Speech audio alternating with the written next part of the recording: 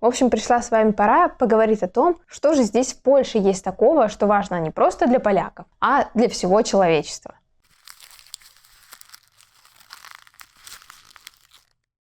На этом канале мы стараемся ездить в такие места Польши, через которые можно говорить о том, как важно сохранять культуру, историю, природные объекты. И мы показываем, как это делают поляки и не только.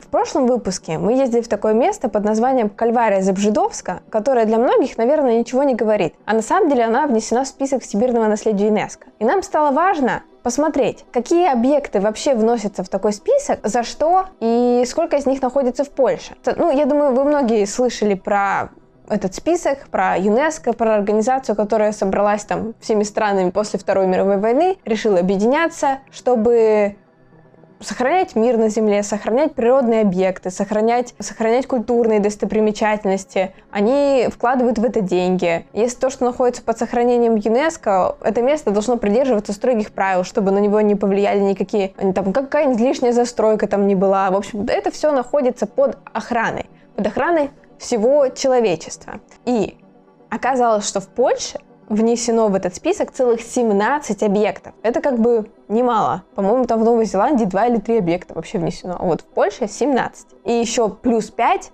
находится на рассмотрении. То есть поляки хотели бы, чтобы еще 5 объектов были туда внесены. И давайте проверим, что же это за объекты. Вот смотрите, я сейчас буду их называть, а вы пишите в комментариях, про сколько из 17 объектов вы слышали, в скольких из них вы побывали. Вот мы побывали всего там в 2-3, но сейчас проверим. Поэтому интересно, какие будут у вас результаты. Первый в списке, я думаю, вы все слышали про это место, это концентрационный лагерь Освенцим. Я там не была, просто не могу сейчас решиться туда поехать. Это важное место, многие, кто там был, говорят, это очень сильное место. Недаром оно включено в этот список. Пишите в комментариях, были ли в этом месте и какое у вас он впечатление оставил. Дальше я расскажу про места, в которые мы посещали. В этот список внесено центр города Краков исторический, мы про это снимали. Также в этот список внесен исторический центр города Варшавы. Безумно красивые места. Если вдруг еще не были, то вообще highly recommended. Четвертое – это Кальвария Зебрzydzowska. Не буду про него подробно говорить, это очень красивое место. У нас есть про него выпуск, обязательно посмотрите. Дальше я буду говорить о местах, в которых мы не были, но очень хотим побывать. Очень важно, чтобы вы сейчас нажали кнопку подписаться, если она у вас не нажата. Потому что нас смотрят 90% людей без подписки. Для вас просто нажать кнопку, а для нас очень важно, чтобы вы это сделали, потому что это помогает развитию канала. Пожалуйста, сделайте это и идем дальше.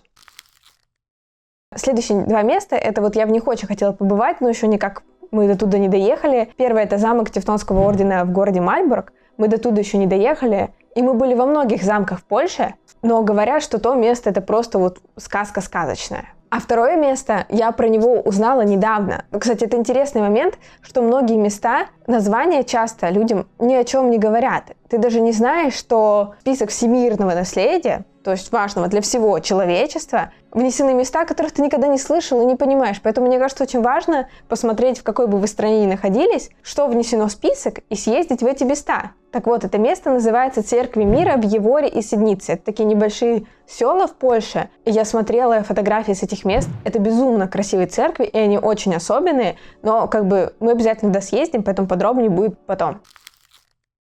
Дальше идет это зал столетия во Вроцлаве. Я, честно говоря, про это место ничего не слышала. Если вы слышали или были, напишите в комментариях. Дальше, кстати, место, это удивительно, что мы до туда еще не доехали. Это соляные копии Велички. Это прям рядом здесь под Краковом. Это очень известное место, безумно красивое. Но мы так туда не доехали, я думаю, мы в скором времени исправимся. Следующее, это центр средневекового города Торонь. Тоже ничего не слышала, и я думаю, надо исправляться. Следующие 2 места, и, честно говоря, я вообще ничего про них не знаю, и даже до этого названия не слышала. Поэтому вот название будет вот здесь, потому что я боюсь прочитать неправильно. А второе место – это парк Мужаковский. Вот мне интересно, то ли это потому, что я не местная и не слышала эти названия. Вот среди вас, кто живет здесь в Польше, вот для вас все эти названия знакомы, вы все про них что-то слышали? Вот интересно. Следующее место я настолько сильно хотела посетить, что я о нем мечтала еще даже до того, как переехала в Польшу. Мне кажется, это супер важное, супер интересное место, но нам, к сожалению, до туда достаточно сложно добраться. И, кстати, вы давно об этом нам писали, мы наконец-то это сделали. Если хотите поддержать наш канал, мы наконец-то завели страничку на Патронite. Там есть разные тарифы, за которые вы будете получать разные бонусы. Например, вручную нарисованную чисто для вас открытку, отдельные видео. Специально там мы будем публиковать разные фотографии, истории из поездок из жизни. Поэтому переходите по ссылке, она будет в описании и в закрепленном комментарии. Поддержите наш канал. Так вот, это место — это Беловежская пуща. Нереальной красоты место, я просто уже не терпится там оказаться. И в списке осталось совсем немного. Это деревянные церкви Малопольши, деревянные церкви Подкарпатия и Тарновско-Гурский свинцовый рудник. И последнее место в этом списке — это древние буковые леса. Но они как бы находятся не только на территории Польши, поэтому это как бы часть Польши входит в этот список. Вот, это весь список.